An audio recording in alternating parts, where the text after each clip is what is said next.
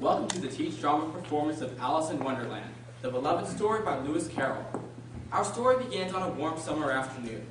Alice and her older sister are sitting under a tree on the riverbank, but Alice is very tired of sitting there and of having nothing to do. Once or twice she peeked into the book her sister was reading, but it had no pictures or conversations in it. And what is the use of a book without pictures or conversation? Hush, Alice, I'm reading. Find something to do. She was considering making a daisy chain when suddenly a white rabbit with pink eyes ran close by her. Alice did not think it so very much out of the way to hear the rabbit say to itself, Oh dear, I shall be late. It occurred to her that she ought to have wondered at this, but at the time it seemed quite natural. But when the rabbit actually took a watch out of its waistcoat pocket and looked at it, and then hurried on, Alice started to her feet. I had never before seen a rabbit with either a waistcoat pocket or a watch to take out of it. Burning with curiosity, she ran across the field after it, and fortunately was just in time to see it pop down a large rabbit hole under the hedge. In another moment, down went Alice after it, never once considering how in the world she was to get back out. Down, down she fell. Either the hole was very deep, or she fell very slowly, for she had plenty of time as she went down to look about her and wonder what was going to happen next. Curiouser and curiouser. She looked at the sides of the hole and noticed that they were filled with cupboards and bookshelves. Here and there she saw maps and pictures hung on pegs. She took down a jar from one of the shelves as she passed. It was labeled orange marmalade, but to her great disappointment, it was empty. She did not like to drop the jar for fear of killing somebody, so managed to put it into one of the cupboards as she flipped past.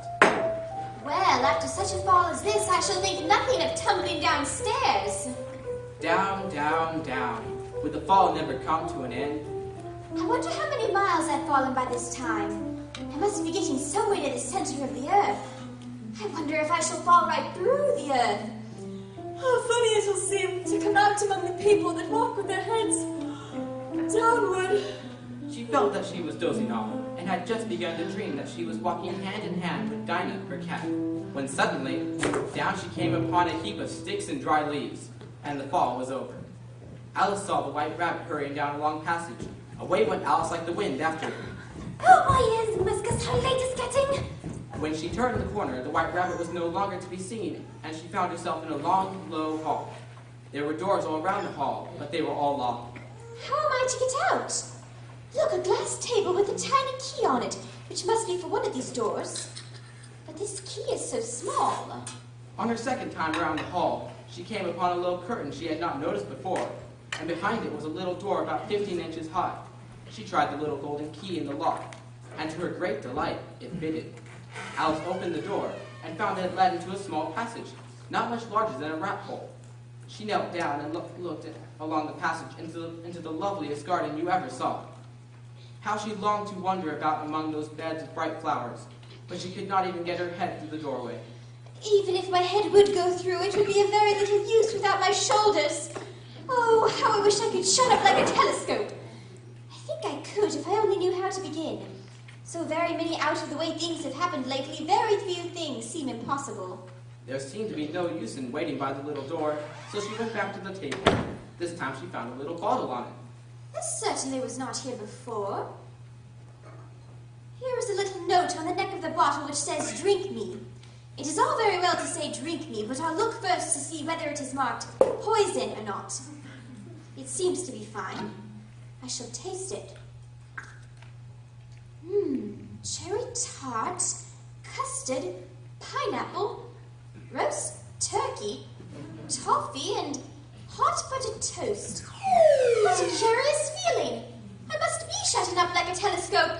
And so it was indeed. She was now only 10 inches high, and her face brightened up at the thought that she was now the right size for going through the little door into the lovely garden. Alas, poor Alice. When she got back to the door, she found she had forgotten the little golden key, which she could no longer reach. When she had tired herself out of trying to climb the table, the poor little thing sat down and cried. Come, there's no use in crying like that. I advise you to leave off this minute. She generally gave herself very good advice, though she very seldom followed it. Soon her eye fell on a little glass box that was lying under the table. She opened it, and found in it a very small cake, on which the words "Eat Me" were beautifully marked. Well, I'll eat it, and if it makes me grow larger, I can reach the key. And if it makes me grow smaller, I can creep under the door. So either way, I'll get into the garden, and I don't care which happens. Curiouser and curiouser. Now I'm opening out like the largest telescope that ever was. Goodbye, feet. Just then her head struck against the roof of the hall. In fact, she was now more than 9 feet high, and she at once took up the little golden key and hurried off to the garden door. Poor Alice, it was as much as she could do, lying down on one side to look through into the garden with one eye, but to get through was more hopeless than ever. She sat down and began to cry again. You ought to be ashamed of yourself, a great girl like you, to go on crying this way. Stop this moment, I tell you. But she went on all the same, shedding gallons of tears until there was a large pool all round her, about 4 inches deep and reaching half down the hall.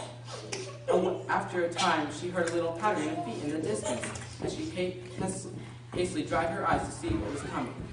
It was the White Rabbit returning, splendidly dressed with a pair of white gloves in one hand and a large fan in the other. It came trotting along in a great hurry, muttering to itself as it came. Oh, the Duchess, the Duchess! Oh, to be savage if I've kept her waiting. Alice felt so desperate that she was ready to ask help of anyone. So when the rabbit came near her, she began in a low, timid voice. If you please. The rabbit started violently, dropped the gloves and the fan, and scurried away into the darkness as hard as it could go. Alice took up the fan and gloves and kept fanning herself all the time she went on talking. Dear, dear, how strange everything is today. And yesterday things went on just as usual. I wonder if I've been changed in the night. I almost think I can remember feeling a little different. As she said this, she looked down at her hand and was surprised to see she had put on one of the rabbit's little white gloves while she was talking. How can I have done that? I must be growing small again. I'm about 2 feet high now and still shrinking. It must be the fan. I better drop it before I shrink away altogether. That was a narrow escape. Now I am small enough to go through the door into the garden.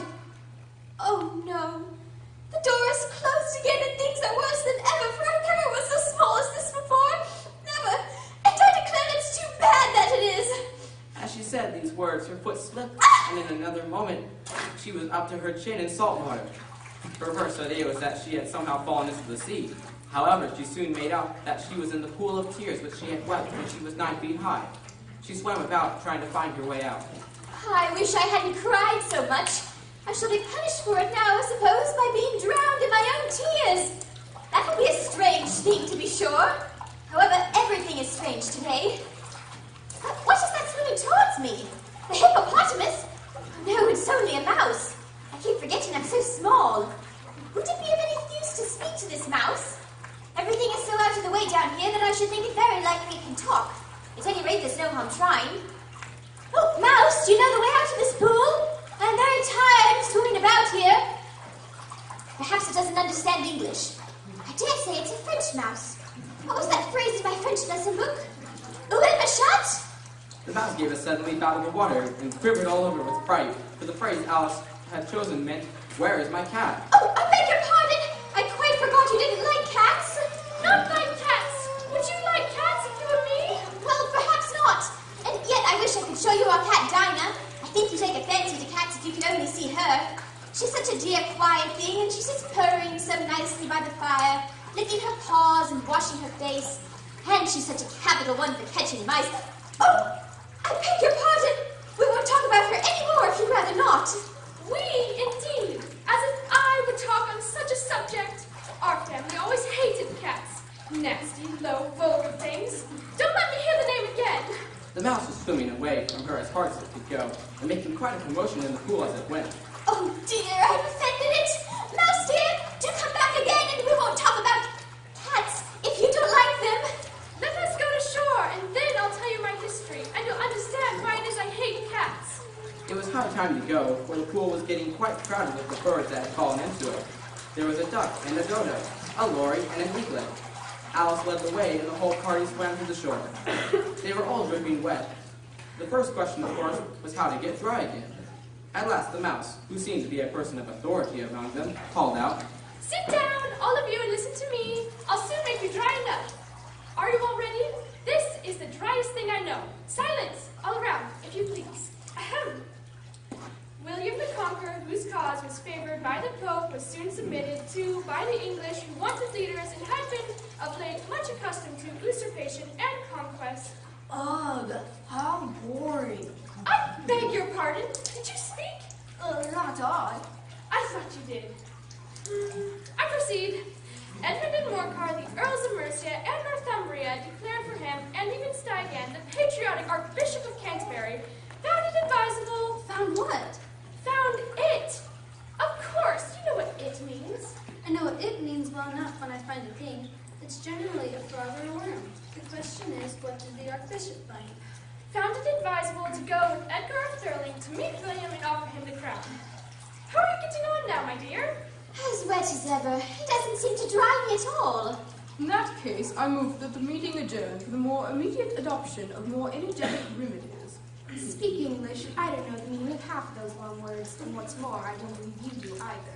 What I was going to say was that the best thing to get us dry would be a caucus race. What is a caucus race? Why, the best way to explain it is to do it. We need to mark out a race course, sort of a circle, but the exact shape doesn't matter. Then you go here, you here, and you there. Now you run. They ran for a good half an hour. Finally, after they were quite dry again, the dodo called out, The race is over. But who has won? Oh, everybody has won, and all must have prizes.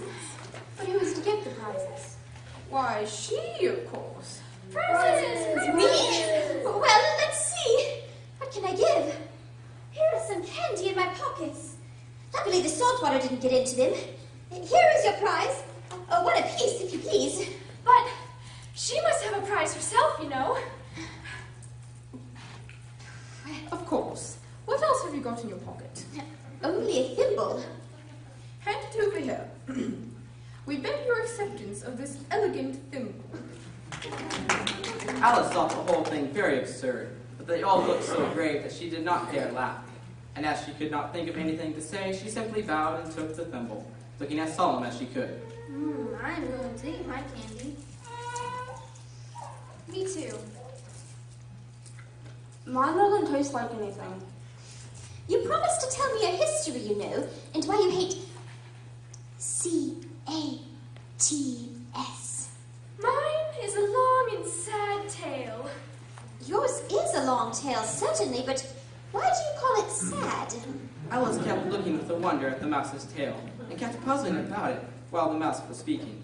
So her idea of tail, T-A-L-E, was something like the mouse's own curly tail, T-A-I-L. Fury said to a mouse that he met in the house, "Let us both go to law. I will prosecute you. Come, I'll take no denial. We must have a trial. For really this morning I have nothing to do." Said the mouse to the cur, "Such a trial, dear sir, with no jury or judge, would be wasting our breath." "I'll be judge, I'll be jury," said cunning old Fury. "I'll try the whole cause and condemn you to death." "You're not attending. What are you thinking of?" I beg your pardon. You had got to the fifth bend, I believe? "I had not. A knot? Oh, do let me help undo it. I shall do nothing of the sort. You insult me by talking such nonsense. I'm leaving." Oh, I didn't mean it. But you're so easily offended, you know. Please finish your story. Yes, please do.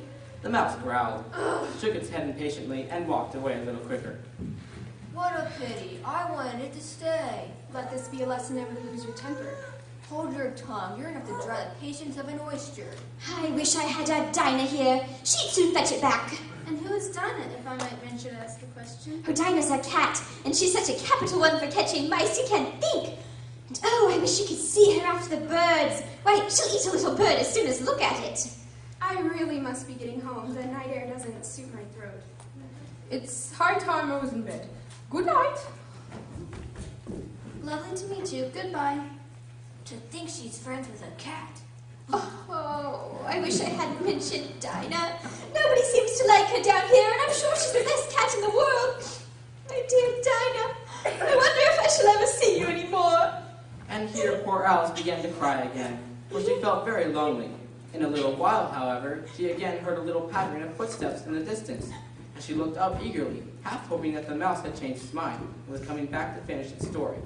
It was the white rabbit, crossing slowly again and looking anxiously about as it went, as if it had lost something, and muttering to itself, The Duchess? Oh, my dear boys, Oh, my friend Whiskers. Shall get me executed to shoot ferrets or ferrets? Or can I drop them, I wonder? The rabbit must be looking for the gloves. I should help it look. Very soon the rabbit noticed Alice as she went hunting about. Why, Marianne, what are you doing here? Run home this minute and fetch me a pair of gloves and a fan. Quick now. And Alice was so much frightened that she ran off at once in the direction it pointed, without trying to explain the mistake it had made. It took me for the housemaid. How surprised it'll be when it finds out who I am. But I better take it the fan and gloves. That is, if I can find them. She came upon a house, on the door of which was a brass plate with the name W. Rabbit engraved upon it. She went in without knocking and hurried upstairs. She found her way into a tiny little room with a table by the window, and on it a fan and 3 pairs of white gloves. She took up the fan and a pair of gloves, and was just going to leave the room when her eye fell upon a little bottle that stood near the looking glass. There was no label this time with the words "Drink Me," but nevertheless she uncorked it and put it to her lips. I know something interesting is sure to happen whenever I eat or drink anything, so I'll just see what this bottle does. I do hope it'll make me grow large again, for really I'm quite tired of being such a tiny little thing. It did so indeed. Before she had drunk half the bottle, she found her head pressing against the ceiling and had to stoop to save her neck from being broken. She hastily put down the bottle. Well, that's quite enough. I hope I shan't grow any more. As it is, I can't get out the door. I do wish I hadn't drunk quite so much. I'm still growing. Here, I'll put a foot up the chimney and an arm out of the window. Now I can do no more, whatever happens. What will become of me? It was much pleasanter at home when one wasn't always growing larger and smaller and being ordered about by mice and rabbits. I almost wish I hadn't gone down that rabbit hole. And yet, it's rather curious, you know, this sort of life. When I used to read fairy tales, I fancied that kind of thing never happened. And now here I am in the middle of one. There ought to be a book written about me, that there ought. And when I grow up, I'll write one. But I'm grown up now. At least there's no room to grow up anymore here. Marianne! Fetch my gloves this minute! The rabbit came up the stairs to the door and tried to open it, but as the door opened inwards, Alice's elbow was pressed hard against it, and that proved a failure. Then I'll go around and get it at the window. That you won't. She waited until she heard the rabbit under the window and suddenly spread out her hand and made a snatch in the air. She did not get hold of anything, but she heard a little shriek and a fall, and a crash of broken glass, from which she concluded that it had fallen into a cucumber frame, or something of the sort. Bill, where are you? I am digging for apples, Your Honor. Digging for apples indeed. Come and help me out of this. Now tell me, Bill, what's in that window? Why, sure, it's an arm, Your Honor. An arm, you goose! Who ever saw one that size? Why, it fills the whole window. Well, sure it does, Your Honor, but it's an arm for all that. Well, it's got no business there at any rate. Go and take it away. Get the ladder and go down the chimney. Oh, so Bill's got to come down the chimney, has he? I wouldn't be in Bill's place for a good deal. This fireplace is narrow, to be sure, but I think I can kick a little. She drew her foot as far down the chimney as she could, and waited till she heard Bill scratching and scrambling about in the chimney close above her. Gave one sharp kick, and waited to see what would happen next. There goes Bill. He's been thrown over the hedge. How was it, Othello? What happened to you? Well, I hardly know, but I'm a deal too flustered to tell you. All I know is something comes at me like a jack-in-the-box, and up I goes, like a skyrocket. So you did, Othello. So you did. Since that didn't work, Your Honor, I'm afraid there's only one thing left to do. We must burn the house down. If you do, I'll set down at you! I wonder what they would do next. If they had any sense, they'd take the roof off. After a minute or two, they began whispering and moving about again. A barrel will do to begin with.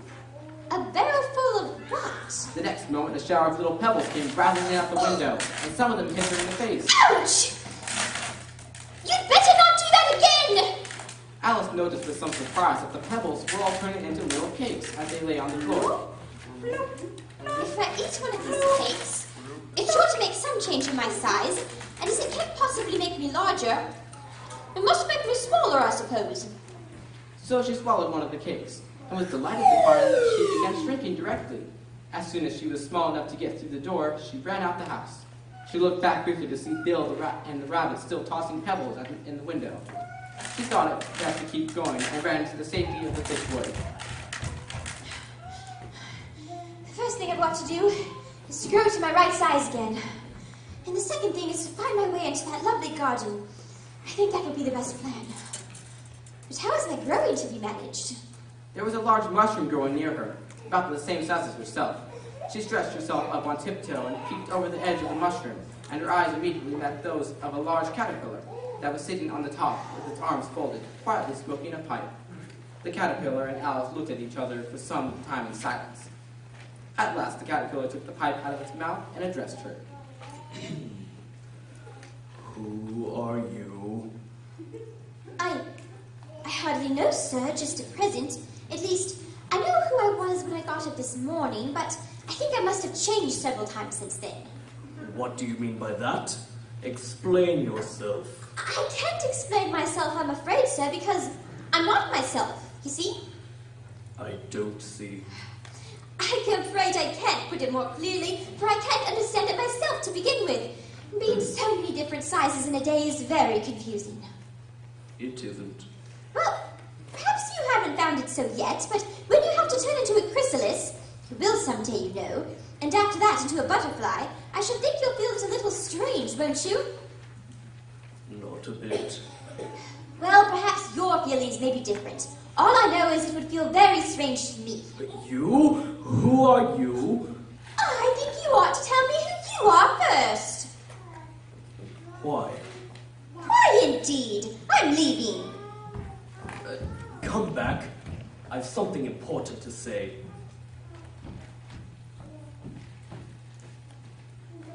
Yes? Keep your temper. Is that all? No.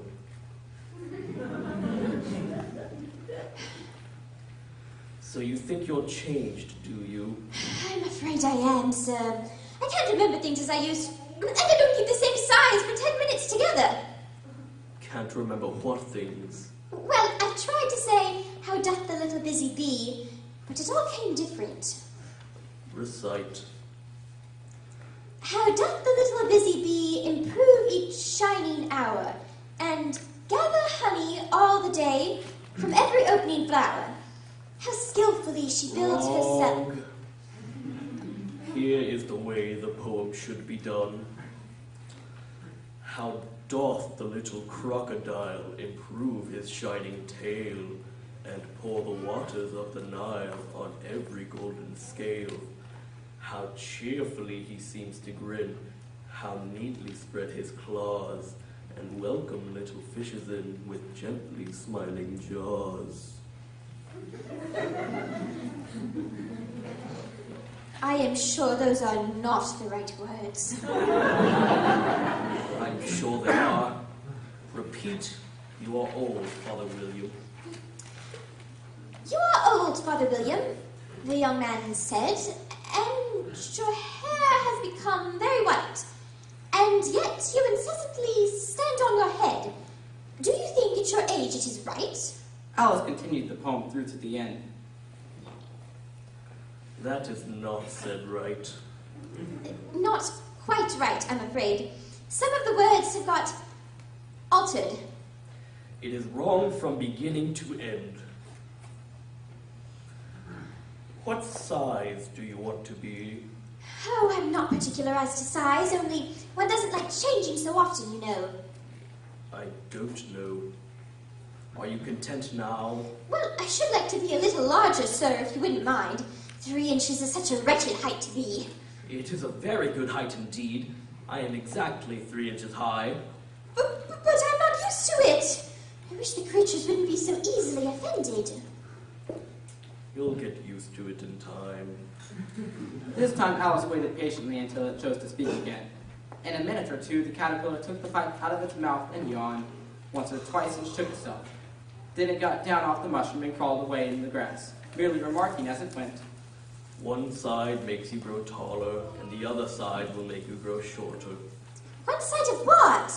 The other side of what? of the mushroom. Alice remained looking thoughtfully at the mushroom for a minute, trying to make out which were the two sides of it. And as it was perfectly round, she found this a very difficult question. However, at last she stretched her arms round it as far as it could go, and broke off a bit of the edge with each hand. And now, which is which? I shall take a nibble of the right-hand one. Oh, a rowing! What can all that green stuff below me be? And where have my shoulders got to? And oh, my poor hands! How is it I can't see you? As there seemed to be no notice of getting her hands up to her feet, she tried to get her head down to them, and was delighted to find that her neck would bend about easily in any direction, like a serpent. She had just succeeded in curving it down into a graceful zigzag, and was going to dive in among the leaves, which she found to be nothing but the tops of the trees under which she had been wandering, when a sharp hiss made her draw back in a hurry. A large pigeon had flown into her face, and was beating her violently with its wings. Oh, serpent! I'm not a serpent! Oh, leave me alone! Serpent, I say again! I've tried every way and nothing seems to suit them!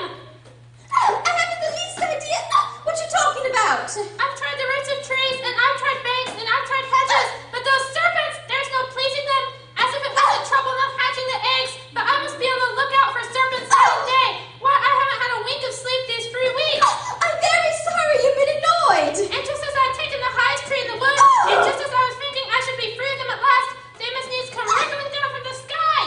Serpent! But I'm not a serpent. Oh, I tell you, What are you? I can see you're trying to invent something. I'm a little girl. A likely story indeed. I've seen a good many little girls in my time, but never one with such a neck as that. No, you're a serpent and there's no use denying it. I suppose you'll be telling me next that you never tasted an egg. I have tasted eggs, certainly, but little girls eat eggs quite as much as serpents do, you know. I don't believe it. But if they do, why then they're a kind of serpent. That's all I can say. You're looking for eggs. I know that well enough. And why does it matter to me whether you're a little girl or a serpent? It matters a good deal to me. I'm not looking for eggs, as it happens. And if I was, I shouldn't want yours. I don't like them raw. Well, be off then. After a while, Alice remembered that she still held the pieces of mushroom in her hands, and set to work very carefully, nibbling first at one, and then at the other, and growing sometimes taller and sometimes shorter, until she had succeeded in bringing herself down to her usual height. Come, there's half my plan done now. How puzzling all these changes are. I'm never sure what I'm going to be from one minute to another. However, I've got back to my right size. The next thing is to get into that beautiful garden. How is that to be done, I wonder? As she said this, she came suddenly upon an old place, with a little house in it, about 4 feet high. Whoever lives there, it'll never do to come upon them this size. Why, I should frighten them out of their wits. I shall nibble a bit of the mushroom again, until I'm a little shorter. For a minute or two, she stood looking at the house, and wondering what to do next, when suddenly a footman in livery, who looked like a fish, came running out of the wood, and rapped loudly at the door. It was opened by another footman in livery, with a round face, and large eyes like a frog, and both footmen had powdered hair that curled all of their heads. Alice felt very curious to know what it was all about, and crept a little way out of the wood to listen. For the Duchess, an invitation from the Queen to play croquet. From the Duchess, an invitation for the Queen to play croquet. No, an invitation for the Duchess from the Queen to play croquet. An invitation to play croquet from the Duchess? No, the Queen. For the Duchess. Yes, for the Duchess from the Queen. Are you quite sure? Of course. Good day. Yes, good day. After the fish footman had left, the frog footman sat on the ground near the door and stared stupidly up into the sky. Alice went timidly up to the door. There's no sort of use in knocking, and that for 2 reasons. First, because I'm on the same side of the door as you are. Secondly, because you're making such a noise inside, no one could possibly hear you. Please then, how am I to get in? There might be some sense in your knocking if we had the door between us. For instance, if you were inside, you might knock, and I could let you out, you know. How am I to get in? I shall sit here until tomorrow. At this moment, the door of the house opened, and a large plate came skimming out straight at the footman's head. It just grazed his nose and broke to pieces against one of the trees behind him. Or the next day, maybe? How am I to get in? Are you to get in at all? That's the first question, you know. It's really dreadful the way all the creatures argue. It's enough to drive one crazy. I shall sit here, on and off, for days and days. But what am I to do? Anything you like. Oh, there's no use in talking to him. He's perfectly idiotic. I'll just go in. The door led right into a large kitchen, which was full of smoke from one end to the other. The Duchess was sitting on a three-legged stool holding the baby. The cook was leaning over the fire, stirring in a large cauldron which seemed to be full of soup. More pepper! There certainly is too much pepper in that soup.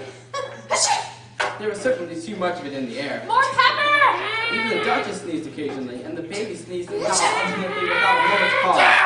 The only thing in the kitchen that did not sneeze was the cook, More pepper!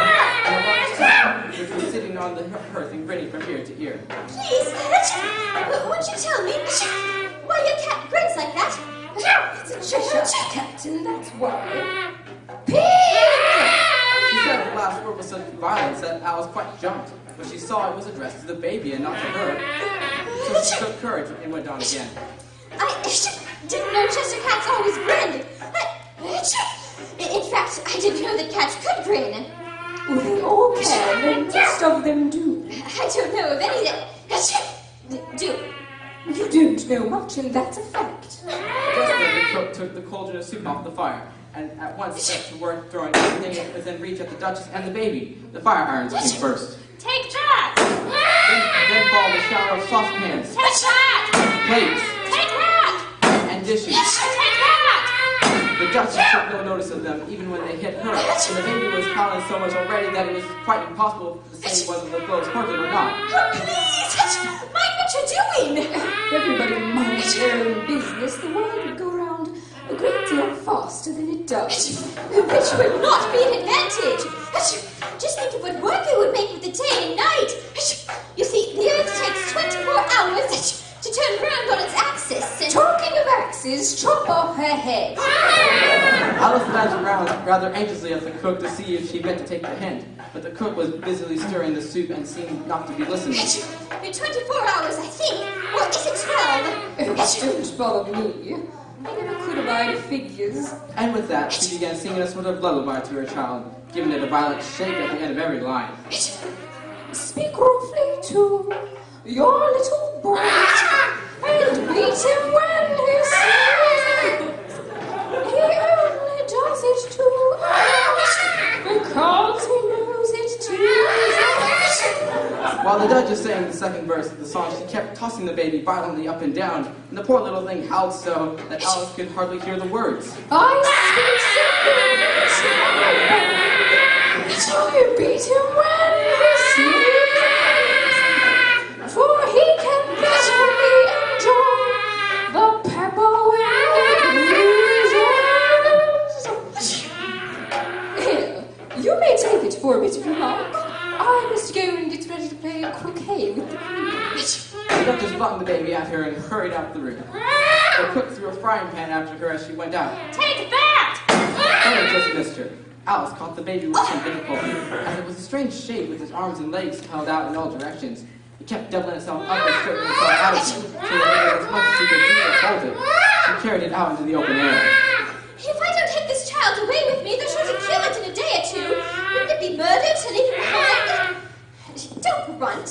That's not at all a proper way of expressing yourself. Alice looked into its face to see what was the matter with it. There could be no doubt that it had a very turn-up nose, much more like a snout than a real nose.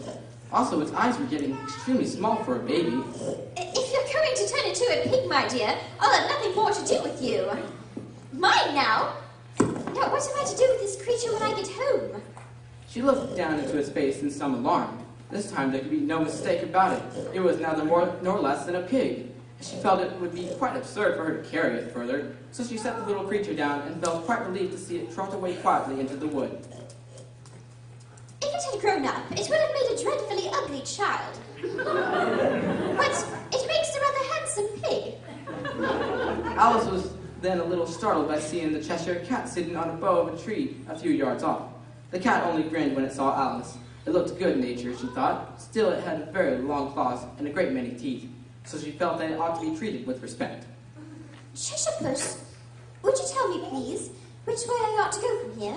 That depends a good deal on where you want to get to. I don't much care where, Then it doesn't matter which way you go. so long as I get somewhere. Oh, you're sure to do that, if only you walk long enough. What sort of people live about here? In that direction lives a hatter, and in that direction lives a March hare. Visit either you like, they're both mad. But I don't want to go among mad people. Oh, you can't help that. We're all mad here. I'm mad, you're mad. How do you know that I'm mad? You must be, or you wouldn't have come here. And how do you know that you're mad? To begin with, a dog's not mad. You grant that. I suppose so. Well, then you see, a dog growls when it's angry and wags its tail when it's pleased. Now I growl when I'm pleased and wag my tail when I'm angry. Therefore, I'm mad. I call it purring, not growling. Call it what you like. Do you play croquet with the queen today? I should like it very much, but I haven't been invited yet. You'll see me there. The cat vanished. Alice was not much surprised at this. She was getting so used to strange things happening. While she was looking at the place where it had been, it suddenly appeared again. By the by, what became of the baby? I've nearly forgotten to ask. It turned into a pig. I thought it would. And the cat vanished again. Alice waited a little, half expecting to see it again, but it did not appear. After a minute or two, she walked in the direction in which the March hare was said to live. I've seen hatters before. The March hare will be the most interesting, and perhaps as this is May, it won't be raving mad. At least, not so mad as it was in March. Did you say pig or fig? I said pig, and I wish you wouldn't keep appearing and vanishing so suddenly. You make one quite giddy. All right. This time the cat vanished quite slowly, beginning with the end of the tail and ending with the grin, which remained some time after the rest of it had gone. Well, I've often seen a cat without a grin, but a grin without a cat. It's the most curious thing I ever saw in my life. She continued on and soon came in sight of the house of the March hare. She thought it must be the right house because the chimneys were shaped like ears and the roof was thatched with fur. Suppose it should be raving mad after all. I almost wish I'd gone to see the hatter instead. There was a table set out under a tree in front of the house, and the March hare and the hatter were having tea at it. A dormouse was sitting between them fast asleep, and the other two were using it as a cushion. The table was a large one, but in there were all crowded together at the corner of it. They saw Alice approaching. There's plenty of room. I'll just sit at this end of the table. Have some wine. I don't see any wine. There isn't any. Then it wasn't very civil of you to offer it. It wasn't very civil of you to sit down without being invited. I didn't know it was your table. It's laid for a great many more than 3. Your hair wants cutting. You should learn not to make personal remarks. It is very rude. Why is a raven like a writing desk? We shall have some fun now. I'm glad they've begun asking riddles. I believe I can guess that. Do you mean that you think you can find the answer to it? Exactly so. Then you should say what you mean. I do. At least I mean what I say. That's the same thing, you know. Not the same thing a bit. You might as well just say that I see what I eat is the same thing as I eat what I see. You might just as well say that I like what I get is the same thing as I get what I like. You might just as well say, I breathe when I sleep is the same thing as I sleep when I breathe. It is the same thing with you. What day of the month is it? He had taken his watch out of his pocket and was looking at it uneasily, shaking it every now and then and holding it to his ear. The 4th. 2 days wrong. I told you butter wouldn't suit the works. It was the best butter. Yes, but some crumbs must have got in it as well. You shouldn't have put it in with the bread knife. The March hare took the watch and looked at it gloomily. Then he dipped it into his cup of tea and looked at it again. But he could not think of nothing better to say than his first remark. It was the best butter, you know. What a funny watch. It tells the day of the month and doesn't tell what o'clock it is. Why should it? Does your watch tell you what year it is? Of course not, but that's because it stays the same year for such a long time together. Which is just the case with mine. I don't quite understand you. The dormouse is asleep again. I shall pour a little hot tea upon its nose.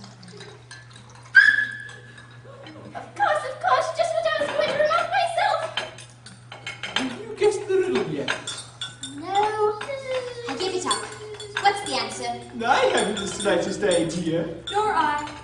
I think you might do something better with the time than waste it in asking riddles that have no answers. If you knew time as well as I do, you wouldn't talk about wasting it. It's him. I don't know what you mean. Of course you don't. I dare say you never even spoke to time. Perhaps not, but I know I have to beat time when I learn music. Aha! That accounts for it. He won't stand beating. Now, if only you kept on good terms with him, he'd do almost anything you liked with the clock. For instance, suppose it were 9 o'clock in the morning, just time to begin lessons. You'd only have to whisper a hint to time, and round the clock goes the twinkling. 1:30, time for dinner. I only wish it was. That would be grand, certainly, but then I shouldn't be hungry for it, you know. Well, not at first, perhaps. But you could keep it to 1:30 as long as you liked. Is that the way you manage? Not I. We quarreled last March, just before he went mad, you know. It was at a great concert given by the Queen of Hearts, and I had to sing Twinkle, Twinkle, Little Bat. How I wonder what you're at. You know the song, perhaps? I've heard something like it. It goes on, you know, in this way. Up above the world you fly, like a tea tray in the sky. Twinkle, twinkle. Twinkle, twinkle. Well, I'd hardly finished the first verse when the Queen jumped up and bawled out, "He's murdering the time! Off with his head!" How dreadfully savage! And ever since that, he won't do a thing I ask. It's always 6 o'clock now. Is that the reason so many tea things are put out here? Yes, that's it. It's always tea time, and you've no time to wash the things between whiles. Then you keep moving around, I suppose. Exactly so, as the things get used up. But what happens when you come to the beginning again? Suppose we change the subject. I'm getting tired of this. I vote the young lady tells us a story. I'm afraid I don't know one. Then the dormouse shall. Wake up, dormouse. I wasn't asleep. I heard every word you fellows were saying. Tell us a story. Yes, please do. And be quick about it, or you'll be asleep again before it's done. Once upon a time, there were 3 little sisters, and their names were Elsie, Lacey, and Tilly. They lived at the bottom of a well. What do they live on? They lived on treacle. They couldn't have done that, you know. They'd have been ill. So they were very ill. Why did they live at the bottom of a well? Take some more tea. I've had nothing yet, so I can't take more. You mean you can't take less? It's very easy to take more than nothing. Nobody asks your opinion. Who's making personal remarks now? Why do they live at the bottom of a well? It was a treacle well. There's no such thing. If you can't be civil, you'd better finish the story for yourself. No, please go on. I won't interrupt again. I dare say there may be one. One indeed. And so these 3 little sisters, they were learning to draw, you know. What do they draw? Treacle. I want a clean cup. Let's all move one place on. He moved on as he spoke. The dormouse followed him. The March Hare moved into the dormouse's place, and Alice rather unwillingly took the place of the March Hare. The Hatter was the only one who got any advantage from the change, and Alice was a good deal worse off than before, as the March Hare had just upset the milk jug into his plate. I don't understand. Where did they draw the treacle from? You can draw water out of a water well, so I should think you could draw treacle out of the treacle well, eh? But they were in the well. Of course they were well in. They were learning to draw, and they drew all manner of things. Everything that begins with an M. Why with an M? Why not? Really, now you ask me, I don't think. Then you shouldn't talk. Well! This piece of rudeness was more than Alice could bear. She got up in a great disgust and walked off. The dormouse fell asleep instantly, and neither of the others took the least notice of her going. When she looked back at them, they were trying to put the dormouse into the teapot. At any rate, I'll never go there again. It's the stupidest tea party I ever was at in all my life. With all this talk of tea time, you all may be hungry and thirsty, so we will have a 15-minute intermission.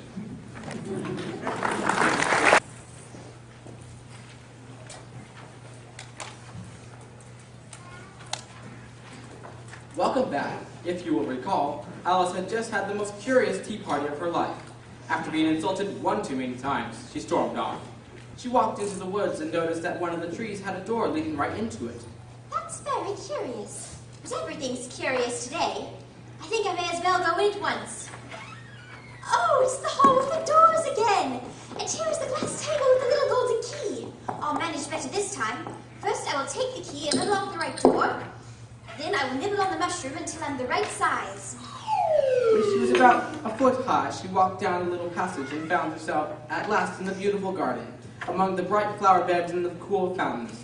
A large rose tree stood near the entrance of the garden. The roses growing on it were white, there were three gardeners at it, busily painting them red.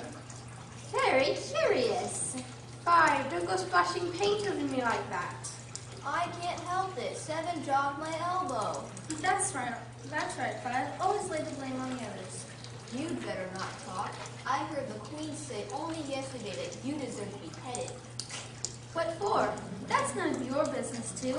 Yes, it is his business, and I'll tell him. It was bringing the cooked tooth roots instead of the onions. Well, all the unjust things. Would you tell me why you are painting those roses?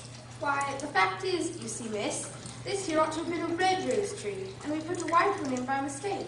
And if the Queen was to find out, we should all have our heads cut off, you know. So you see, miss, we're doing our best before she comes to.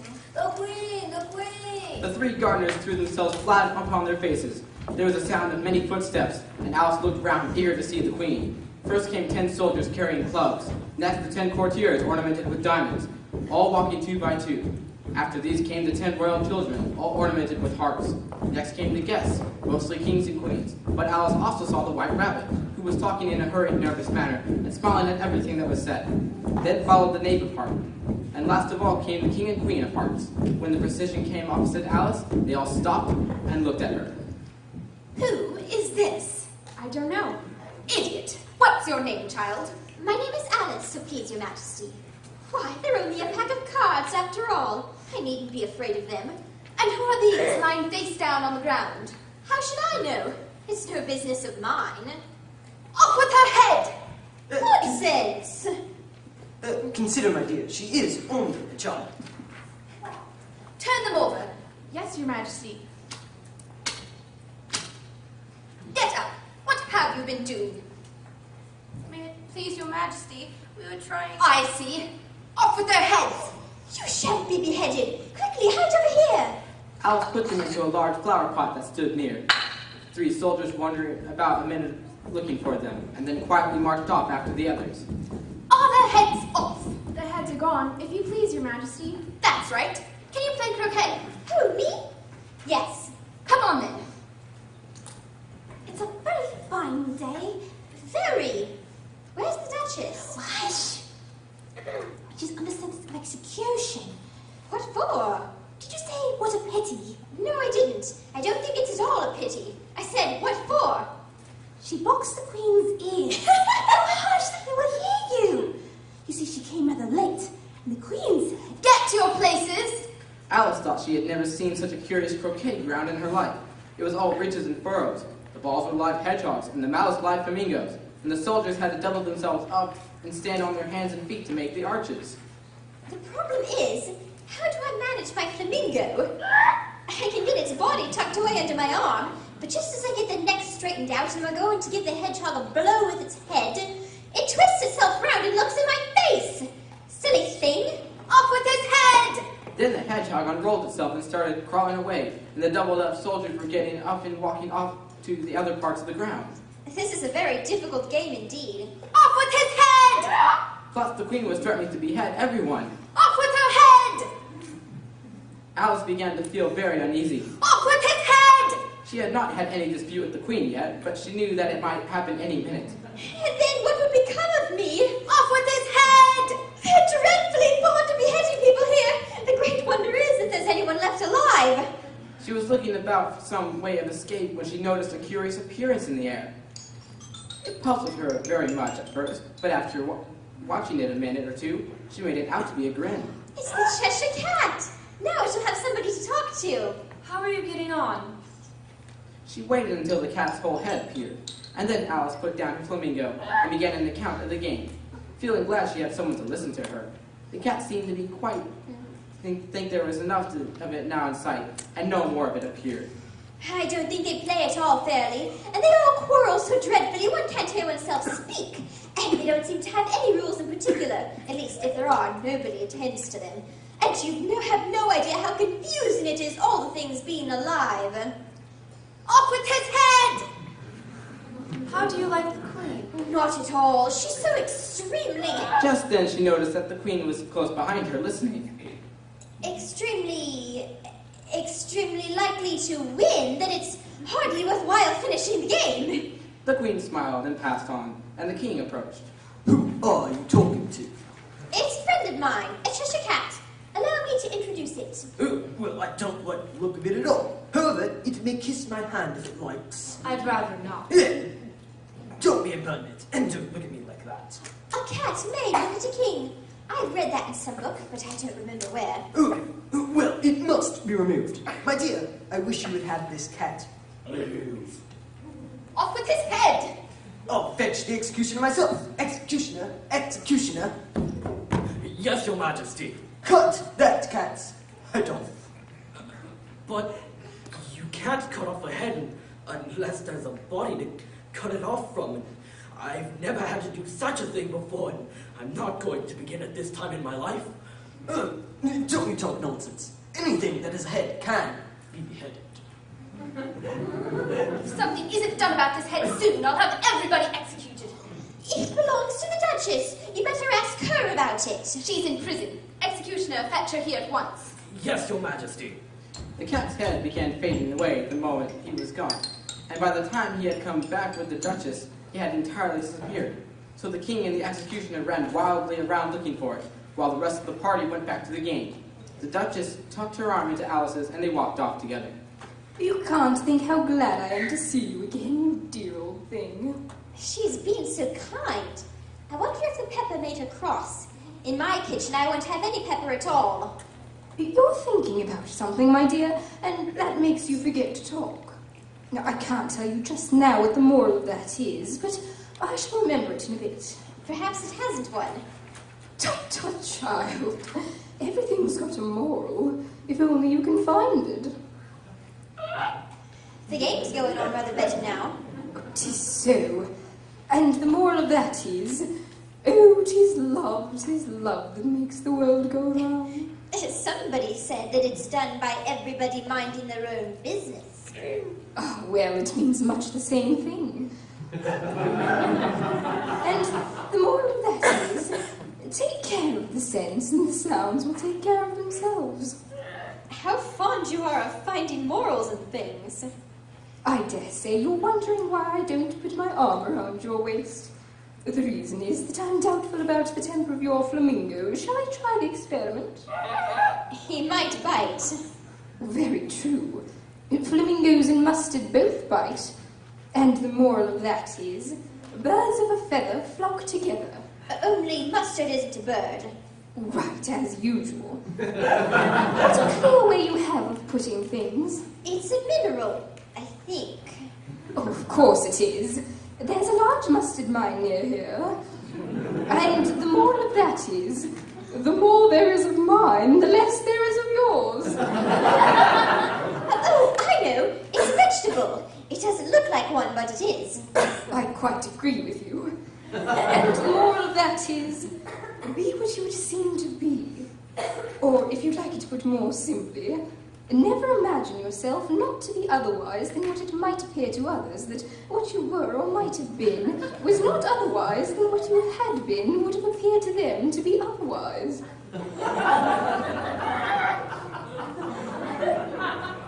I think I should understand that better if I had it written down. But I can't quite follow it as you say it. That's nothing to what I could say if I should. Oh, pray don't trouble yourself to say it any longer than that. Oh, don't talk about trouble. I've made you a present of everything I've said as yet. And the moral... Alice looked up, and there stood the queen in front of them with her arms folded, frowning like a thunderstorm. A fine day, Your Majesty. Now I give you fair warning. Either you or your head must be off, and that in about half no time. Take your choice. The Duchess took her choice, and was gone in a moment. Let's go on with the game. All the time they were playing, the queen never left off, quarreling with the other players and shouting, Off with his head! Those whom she sentenced were taken into custody by the soldiers, who of course had to leave off being arched to do this. Off with his head! So that by the end of half an hour or so, there were no arches left. Off with her head! And all the players, except the king, the queen, and Alice, were in custody and under sentence of execution. Off with his head! Then the queen left off, quite out of breath, and said to Alice, Have you seen the mock turtle yet? No. I don't even know what a mock turtle is. It's the thing mock turtle soup is made from. I never saw one or heard of one. Come on then, and he shall tell you his history. They very soon came upon a griffin lying fast asleep in the sun. Out, lazy thing. Take this young lady to see the mock turtle and to hear his history. I must go back and see after some executions I have ordered. Oh, what fun. What is the fun? Why, sheep. It's all her fancy that. They never executes nobody, no. Come on. Oh, well, I'm glad about that. She ordered so many executions. They had not gone far before they saw the mock turtle in the distance, sitting sad and lonely on a ledge of rock. Alice could hear him sighing as if his heart would break. She pitied him deeply.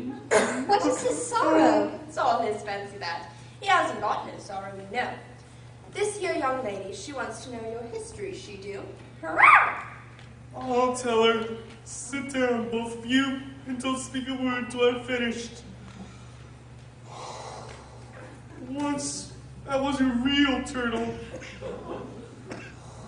When we were little, we went to school in the sea. The master was an old turtle. We used to call him Tortoise. Why did you call him Tortoise if he wasn't one? We called him Tortoise because he taught us. Really, you are very dull. You ought to be ashamed of yourself for asking such a simple question. Try on, old fellow. Don't be all day about it. Yes, we went to school in the sea, though you may believe it. I never said I didn't. You did. Hold your tongue. We had the best of educations. In fact, we went to school every day. I've been to a day school too. You needn't be so proud as all that. With extras? Yes, we learned French and music. And washing? Certainly not. Ah! Then yours really wasn't a good school. Now at ours, they had at the end of the bill French, music, and washing. Extra. You couldn't have wanted it much, living at the bottom of the sea. I couldn't afford to learn it. I only took the regular course. What was that? Reeling and rhyming, of course, to begin with, and then the different branches of arithmetic, ambition, distraction, uglification, and derision. I never heard of uglification. What is it? What? Never heard of uglifying. You know what to beautify is, I suppose. Yes, it means to make anything prettier. Well then, if you don't know what to uglify is, you are a simpleton. Hurrah! What else did you learn? Well, there was mystery, ancient and modern oceanography, then drawing. The drawing master was an old contrail that used to come in once a week. He taught us drawing, stretching, and fitting in the coils. What was that like? Well, I can't show it to you myself. I'm too stiff. And the griffin never learned it. I hadn't time. I went to the classics master though. He was an old crab, he was. Hurrah! I never went to him. He taught laughing and grief, they used to say. So he did, so he did. And how many hours a day did you do lessons? 10 hours the first day, 9 the next, and so on. What a curious plan. That's the reason they're called lessons, because they lesson from day to day. Then the 11th day must have been a holiday. Of course it was. And how did you manage on the 12th? That's enough about the lessons. Tell us something about the games now. You may not have lived much under the sea, I haven't. and perhaps you were never introduced to a lobster. I once tasted... no, never. So you have no idea what a delightful thing a lobster quadrille is. No, indeed. What sort of dance is it? Why, you first form into a line along the seashore. 2 lines, seals, turtles, salmon, and so on. And then when you've cleared all the jellyfish out of the way, That generally takes some time. you advance twice. Advance twice, set to partners. Each with a lobster as a partner. Then you throw the lobsters. as far out to sea as you can. Swim after them. Turn a somersault in the sea. Change lobsters again. Back to land again. And that's all the first figure. The two creatures, who had been jumping about like mad things all this time, sat down again very sadly and quietly and looked at Alice. It must be a very pretty dance. Would you like to see a little of it? Very much indeed. Come, let's try the first figure. We can do it without lobsters, you know. Wait, she'll sing. Oh, you sing. I've forgotten the words. So they began solemnly dancing round and round Alice, every now and then treading on her toes when they passed too close, and waving their forepaws to mark the tune. Will you walk a little faster, said a whiting to a snail? There's a porpoise close behind us, and he's treading on my tail. See how eagerly the lobsters and the turtles all advance? They are waiting on the shingle. Will you come and join the dance? Will you, won't you, will you, won't you, will you, won't you join the dance? Thank you. It's a very interesting dance to watch. And I do so like that curious song about the whiting. Ooh, as to the whiting, you've seen them often, of course. Yes, I've often seen them at dinner. I don't know where dim. Maybe, but if you've seen them so often, of course you know what they're like. I believe so. They have their tails in their mouths, and they're all over crumbs.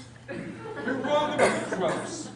Crumbs would wash off in the sea, but they have their tails in their mouths. Tell her about the reason and all that. The reason is that they would go with the lobsters to the dance, so they got thrown out to sea, so they had to fall a long way. So they got their tails fast in their mouths, so they couldn't get them out again. That's all. Thank you. It's very interesting. I never knew so much about a whiting before. I can tell you more than that, if you like. Do you know why it's called a whiting? Why? It does the boots and shoes. Does the boots and shoes? Why? What are your shoes done with? I mean, what makes them so shiny? They're done with blacking, I believe. Boots and shoes under the sea are done with a whiting. Now you know. Come, let's hear some of your adventures. I could tell you my adventures, beginning from this morning, but it's no use going back to yesterday because I was a different person then. So Alice began telling them her adventures from when she first saw the white rabbit. Her listeners were perfectly quiet till she got to the part about her repeating, "You are old, Father William," to the caterpillar, and the words all coming different. Then the mock turtle drew a long breath and said, That's very curious. It's all about as curious as it can be. It all came different.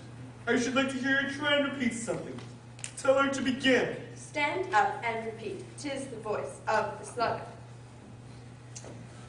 "'Tis the voice of the lobster," I heard him declare.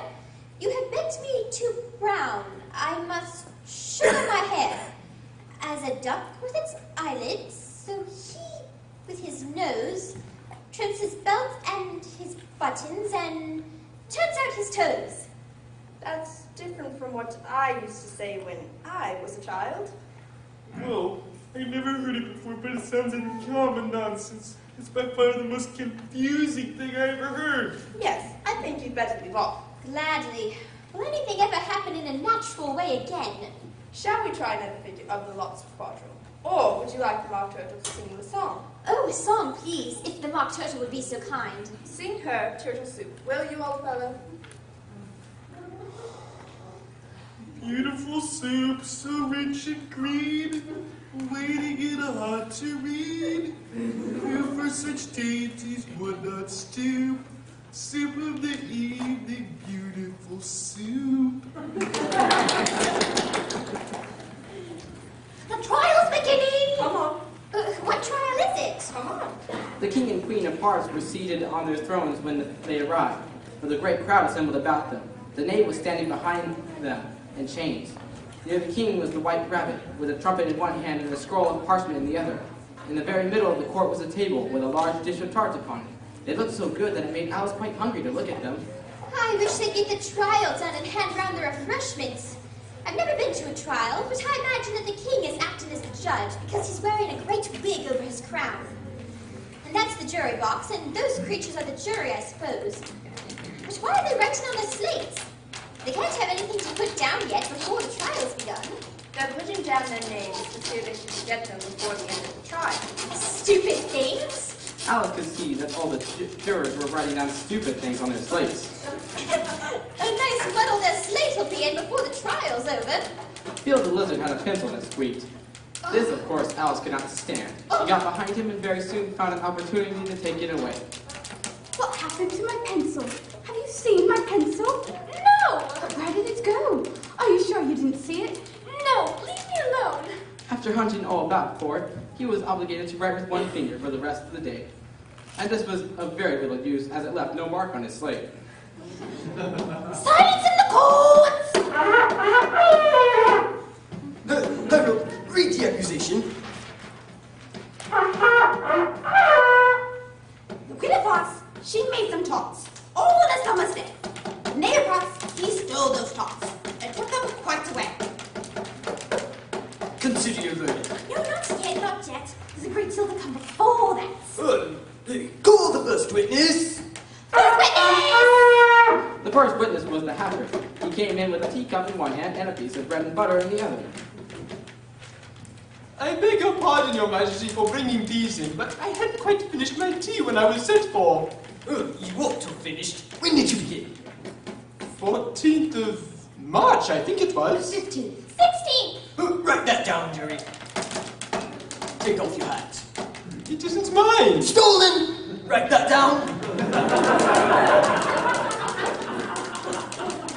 I keep them to sell. I'm none of my own. I'm a hatter. Oh, give your evidence, and don't be nervous, or I'll have you executed on the spot. This did not seem to encourage the witness at all. He kept shifting from one foot to the other, looking uneasily at the queen, and in his confusion he bit a large piece out of his teacup instead of the bread and butter.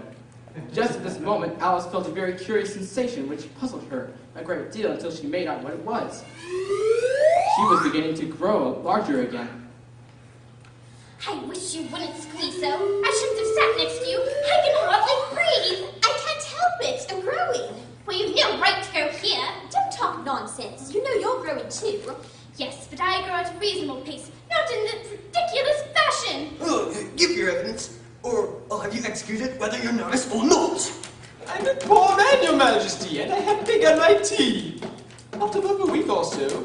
And what with the bread and butter getting so thin and the twinkling of the tea... The twinkling of what? It began with the tea. Of course, twinkling begins with the tea. Do you take me for a dance?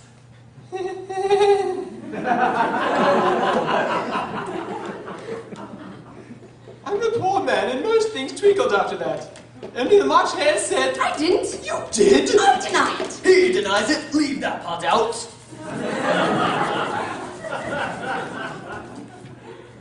Well, at any rate, the Dormouse said... After that, I cut some more bread and butter.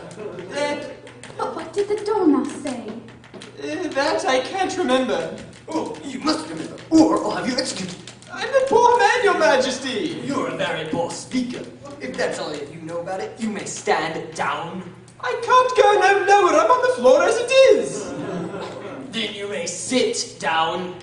And just take his head off outside. Call the next witness. The next witness was the Duchess's cook. She carried the pepper box in her hand, and Alice guessed who it was even before she got into the court by the way the people near the door began sneezing. Give your evidence. Shut The Majesty must present this witness. Well, if I must, I must. What are tarts made of? Pepper, mostly. Treacle! Collar that Dormouse! Behead that Dormouse! Turn that Dormouse out of court! Distract him! Pinch him! Off with his whiskers! For some minutes, the whole court was in confusion, getting the dormouse turned out, and by the time they had settled down again, the cook had disappeared. Oh, never mind, never mind. Call the next witness. Really, my dear Queen, you must cross-examine the next witness. It quite makes my forehead ache. I wonder who the next witness will be, for they haven't got much evidence yet. Alice! Here! Alice had quite forgotten in the flurry of the moment how large she had grown in the last few minutes. She jumped up in such a hurry that she tipped over the jury box with the edge of her skirt, upsetting all the jurymen onto the heads of the crowd below. And there they lay sprawling about, reminding her very much of a globe of goldfish she had accidentally upset the week before. Oh, I beg your pardon! She picked them up again as quickly as she could, for the accident of the goldfish kept running in her head, and she had a vague sort of idea that they must be collected at once and put back in the jury box, or they would die. The trial cannot proceed until all the jurymen are back in their proper places. All! Alice looked at the jury box and saw that in her case she had put Bill the lizard in head downwards, and the poor little thing was waving its tail about, being quite unable to move. She soon put it right. Thank you. Not that it signifies much. I should think it would be quite as much use in the trial one way up as the other. What do you know about this business? Nothing. Nothing whatever. Nothing whatever. That's very important. Unimportant and nice means, of course. Unimportant, of course it is. Important, unimportant. Important, unimportant. Oh, which is better? But it doesn't matter a bit. Silence! Rule 42. All persons more than a mile high to leave the courts. I'm not a mile high. You are. Nearly 2 miles high. Well, I shan't go at any rate. Besides, that's not a regular rule. You invented it just now. It's the oldest rule in the book. Then it ought to be number 1. Jury, consider your verdict. There's more to come yet, please, Your Majesty. This paper has just been picked up. What is in it? I haven't opened it yet, but it seems to be a letter. Written by a prisoner to somebody. Well, it must have been that, unless it was written to nobody, which isn't usual, you know.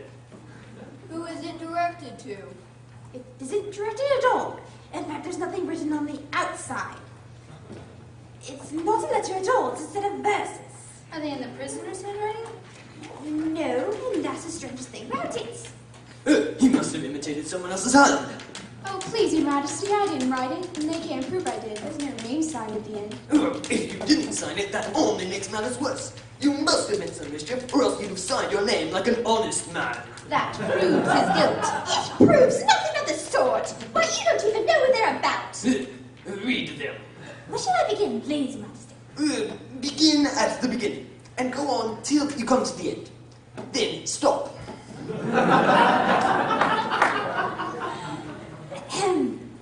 They told me you had been to her, and mentioned me to him. She gave me a good character, but said I could not go. She said the word I had not gone. We know it to be true. If she should push the matter on, what would become of you? I gave her 1, they gave him 2. You gave us 3 or more. They all turned from him to you, though they were mine before. My notion was that you had been, before she had this fit, an obstacle that came between him, ourselves, and us. That's the most important piece of evidence we've heard yet. So now, let the jury... If any one of them can explain it, I'll give him 6pence. I don't believe there's an atom of meaning in it. Alice had grown so large in the last few minutes that she wasn't a bit afraid of interrupting him. She doesn't believe there's an ounce of meaning in it. Oh, if there's no meaning in it, that saves a world of trouble, you know, as we needn't try to find it. And yet, I don't know, I seem to see some meaning in them after all. Said I could not swim. You can swim, can't you? Do I look like it? He certainly did not, being made entirely out of cardboard. All right, so far. We know it to be true. Well, that's the jury, of course. I gave her 1, they gave him 2. Why, that must be what he did with the tarts, you know. But it goes on. They all returned from him to you. Why, there they are. The tarts are on the table. Nothing can be clearer than that. Then again, before she had this fit, you never had fits, my dear, I think. Never. At this, she threw an inkstand at Phil the lizard. Phil used the ink running down his face to write on his slate as long as it lasted. Then the words don't fit you. It's a pun. Well, let the jury consider the verdict. No, sentence first, verdict afterwards. Stuff and nonsense. The idea of having the sentence first. Hold your tongue. I won't. Off with her head. Who cares for you? You're nothing but a pack of cards. At this, the whole pack rose up in the air and came flying down upon her. She gave a little scream, half of fright, half of anger, and tried to beat them off and found herself lying on the bank, with her head in the lap of her sister, who was gently brushing away some of the leaves that had fluttered down from the trees upon her face. Wake up, Alice, dear. Why, what a long sleep you've had. Oh, I've had such a curious dream. And Alice told her sister all the strange adventures of hers that you have just been hearing about. It was a curious dream, dear, certainly. But now, run into your tea. It's getting late. Yes, I shall. Oh, but it was a wonderland. But her sister sat still just as Alice left her, thinking of Alice and all her wonderful adventures, till she too began dreaming after a fashion. She dreamed of little Alice herself and her bright, eager eyes as she told of her adventures. And as she listened, the whole place around her became alive with the strange creatures of her sister's dream. The long grass rustled at her feet as the white rabbit hurried by. The frightened mouse splashed his way through the neighboring pool. She could hear the rattle of the teacup as the March Hare and his friends shared their never-ending meal. And the shrill voice of the queen ordering off her unfortunate guest to execution. Off with his head! Once more, the pig baby was sneezing on the Duchess' knee, Achoo! while plates and dishes crashed around it. Once more, the shriek of the griffin filled the air, mixed up with the distant sobs of the miserable mock turtle. So she sat on with closed eyes and half believed herself in Wonderland, though she knew she had but to open them again and all would change to dull reality. The grass would be only rustling in the wind, and the pool rippling to the waving of the reeds. The rattling teacups would change to tinkling sheep bells, and the queen's shrill cries to the voice of the shepherd boy. Off with you, lads! The sneeze of the baby, the shriek of the griffin, and all the other strange noises would change, she knew, to the confused clamor of the busy farmer, while the lowing of the cattle in the distance would take the place of the mock turtle's heavy sobs. Lastly, she pictured how this same little sister would someday be a grown woman, and how she would keep, through all her riper years, the simple and loving heart of her childhood, and how she would gather about her other little children, and make their eyes bright and eager with many a strange tale, perhaps even with the dream of Wonderland, of long ago, and how she would feel with all their simple sorrows, and find pleasure in all their simple joys, remembering her own child life and the happy summer days.